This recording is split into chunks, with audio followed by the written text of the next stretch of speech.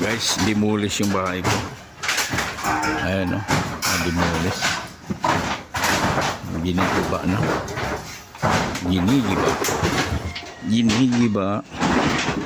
Kasi papalitan ng yero. Yun o. Diba?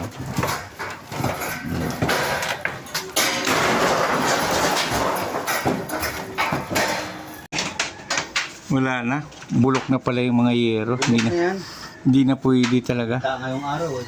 Pinatong-patong na lang pala yung yero mo dito, Jennifer. Ngayong araw. Pero pwede pa ito dito sa hardware? Junk shop. Palitan ko na ng bago. Ang daming yero.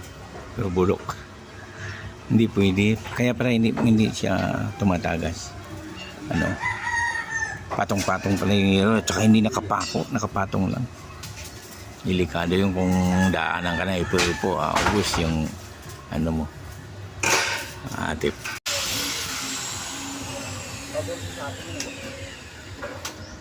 Binawasan yung legs ko.